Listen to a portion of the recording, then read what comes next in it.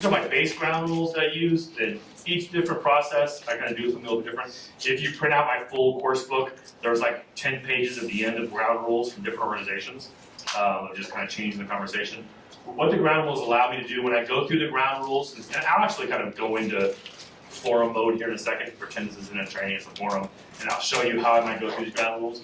But in a way, it gives me a chance to kind of talk about deliberative theory, right? And kind of set that purpose in a way. So yeah, I'll do that in a second. If assume y'all showed up. We've already done some things at the beginning of the forum. I've introduced myself. I talked about deliberation a little bit.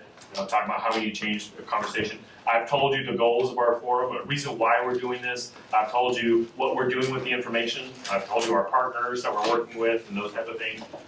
So then now we're about to kind of send it to the small groups. I'm about to send it to my students, right? So before we do that, so the conversations we'll have today are going to be governed by some ground rules. And normally you have these posted on the walls or on the tables or whatever. First, speak honestly and respectfully, and we do mean both ends of that, which there's a tension between those, right? So we want you to speak respectfully, but we also want you to be honest. If you're passionate about something, we need you to express that, right? One way to think about this is we want you to be tough on the issue, but easy on the people, right? So speak your truth and don't hold back in some ways, but still you can frame things in a way that are going to be more respectful to people at your table.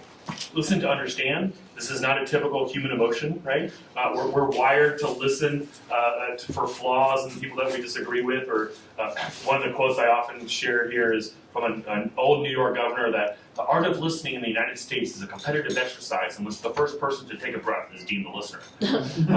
So arguing with people, they stop talking, it's our turn, right? So we're going to ask you today, listening is just as important as talking at these things, right? Really listen to each other. Ask each other questions. If someone disagrees with you, try to find out why they think that way instead of kind of assuming the worst in a sense, right? Third, it's okay to disagree, but do so with curiosity, not hostility. This is a tough issue. There's going to naturally be disagreements, right? As a community, we need to explore those disagreements and try to make those disagreements productive and to help us kind of understand them. So if someone's saying something you disagree with, we need you to speak up. But you can speak up in a way, again, that's respectful and try to understand why they think that way and try to negotiate between the two of y'all versus attacking them for thinking that way. Right? And then last, be brief. Luckily, we have small groups, but we do ask you to kind of share the airtime. Certainly part of the role of facilitator will help to kind of get everyone involved in this. We won't make everyone speak, but try to kind of have some balance in there kind of as we go through. And then normally we say, so does everyone in the room agree, at least for the next hour or so, to kind of play by these rules? For some reason, the psychologists tell us an actual non-verbal, like raise your hand, is powerful for people to do that. Right?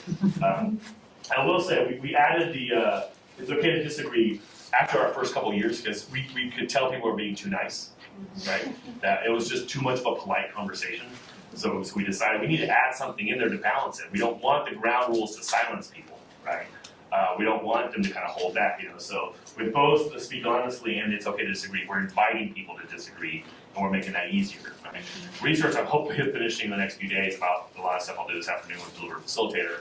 And we're learning that we expect these facilitators to do all these things. It's hard to do them. So the more we set things up from the front of the room and set the environment, it enables the facilitator to do more, right? So part of those ground rules are kind of putting things in people's head so then the facilitator can follow up with some specific things later on, right? And make it easy. But show the video here, which is just a little 10-minute video to kind of to start off this conversation, which again, the NIF one kind of has these videos.